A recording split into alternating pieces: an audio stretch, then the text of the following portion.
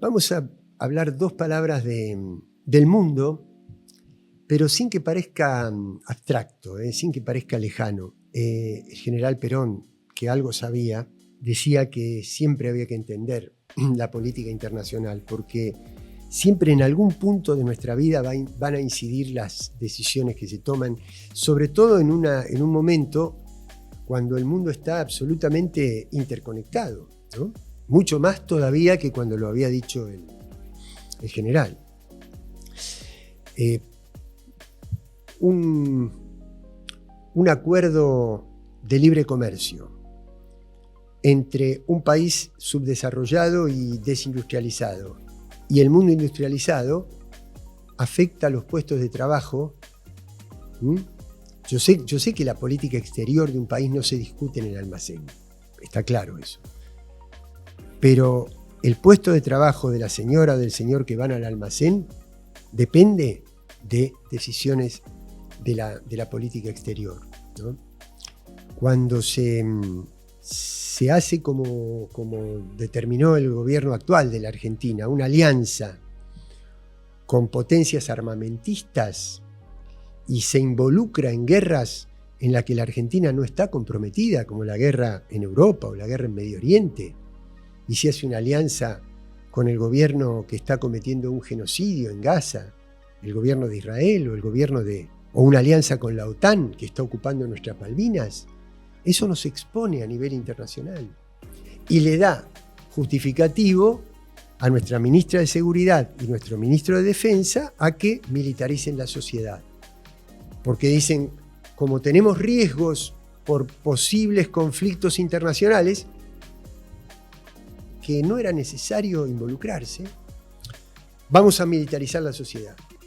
Y lo hacen para generar una sociedad policial que reprima la protesta, no que nos defienda de ataques externos a los cuales la Argentina no debería estar expuesta si no fuera porque la meten en guerras que no le corresponden. Por eso quería esta primera conclusión, que es: las decisiones de política exterior inciden en nuestra vida. Todo el mundo plantea que hay una disputa entre Estados Unidos y China. Es cierto, la prensa occidental dice Estados Unidos es la democracia, China es un gobierno autoritario. Fíjense lo que es la democracia en Estados Unidos, ¿no? Han competido dos candidatos que han gastado entre todos, con los recursos registrados entre ambos, más de 30.000 millones de dólares de recursos registrados. Donaciones que están inscriptas. Imagínense el dinero que corre por debajo de eso. Entonces uno se pregunta, ¿qué ciudadano común puede postularse a una democracia cuando tiene que ser financiado por semejante cantidad de dinero? Segunda pregunta. Supongan que lo hace. Una vez que llega a su cargo, ¿en nombre de quién gobierna? ¿De los intereses de la ciudadanía que lo votó o de los grupos financieros y los fondos de inversión que lo financiaron? Entonces, eso es una democracia. Y China, que no es para la prensa occidental una democracia, en los últimos 30 años sacó a la mitad de su población, 700, 800 millones de personas de la pobreza. Fíjense. Entonces, más que una disputa entre dos países, me parece que es una disputa entre dos sistemas. Trump y Elon Musk. Trump ha llegado al gobierno para entregar la gobernanza a las grandes corporaciones. Ya ni siquiera se trata de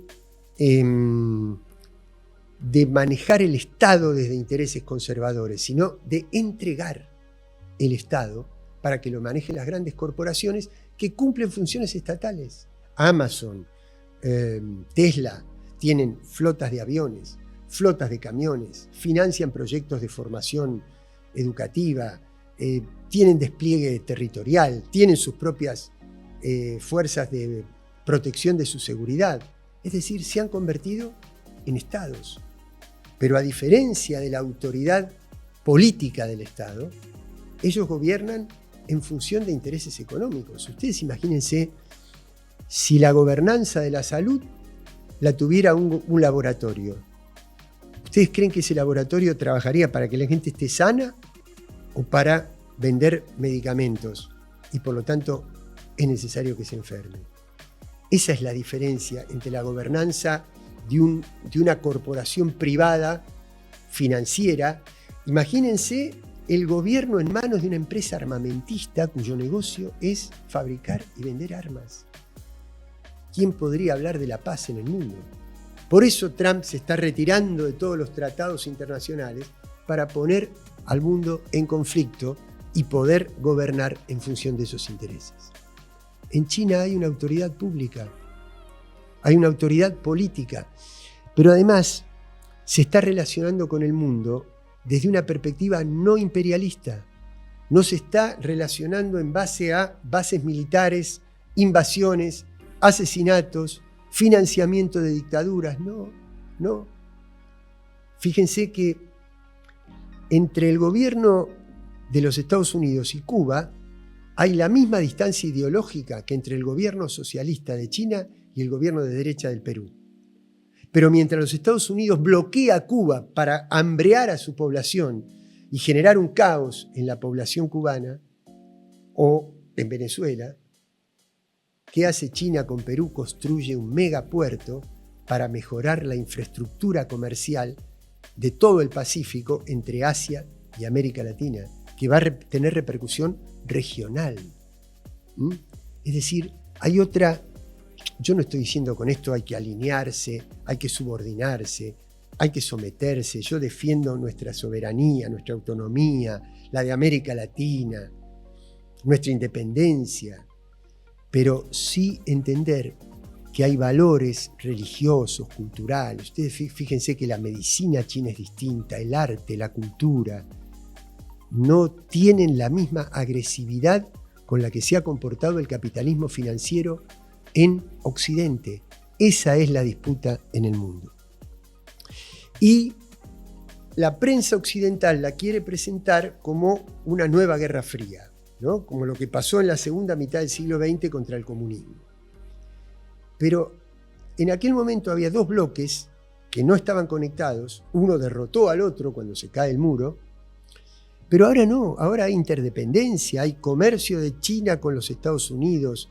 China tiene bonos del Tesoro de los Estados Unidos consumen productos chinos, pero además han aparecido otros actores, la India, Irán, Pakistán, Turquía, los países del este asiático, África, que está en un momento de mucha ebullición y de mucho conflicto.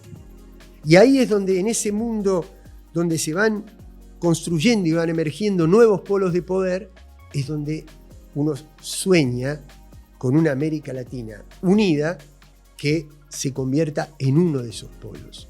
Y sin embargo, la política exterior de Milei la llevó al lugar opuesto a ese, porque ha quebrado los lazos con sus insultos al presidente Petro de Colombia, a Lula de Brasil, a López Obrador de México, al presidente de Chile, etc. Se ha quebrado Argentina ha quebrado la unidad latinoamericana y la tenemos que recuperar y reconquistar. Por eso, desde los gobiernos provinciales, desde los municipios, desde los sindicatos, desde las organizaciones de derechos humanos, desde los partidos políticos, hay que mantener relación con ese otro gran bloque emergente que se está haciendo cargo de los puertos, de los mares, del comercio, de la inversión en infraestructura. Por eso la tendencia es irreversible en el mundo. Hay una parte del mundo que es el eje anglosajón del capitalismo financiero que está en declive, en franco declive, que está perdiendo peso el dólar, está perdiendo capacidad para estabilizar políticamente al mundo, no solo económicamente, sino también políticamente, que defiende al Estado de Palestina, que defiende la soberanía argentina en Malvinas.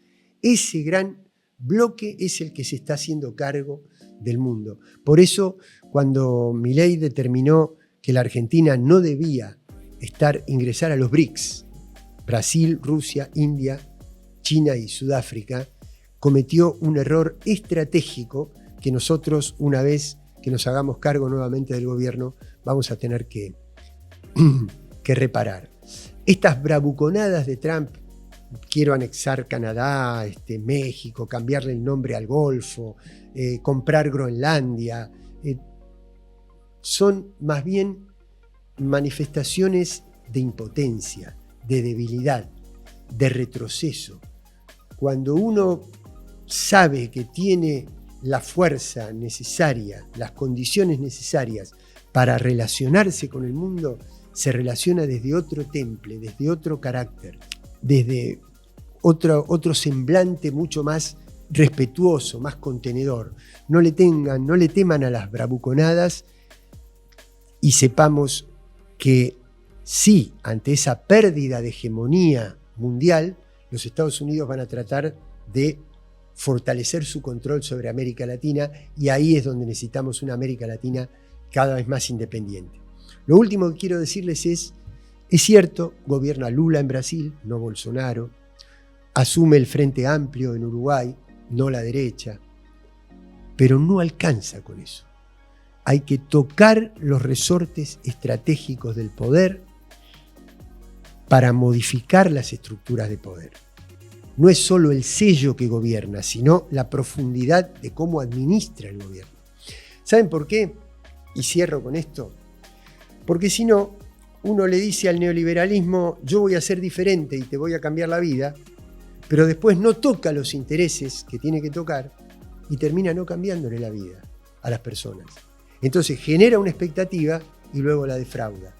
Entonces el pueblo queda desencantado con el neoliberalismo y también desencantado con nosotros. Y por lo tanto cae la credibilidad en la democracia. Por eso, para recuperar la mística, para recuperar la fuerza, para irradiar confianza, para irradiar esperanza, hay que ser muy firmes en el contenido de nuestra propuesta y muy valientes para sostener nuestras propuestas soberanas, porque la entrega del país ya está claro que al único que les ha servido es a los factores de poder y no a nuestro pueblo. Bueno, muchísimas gracias.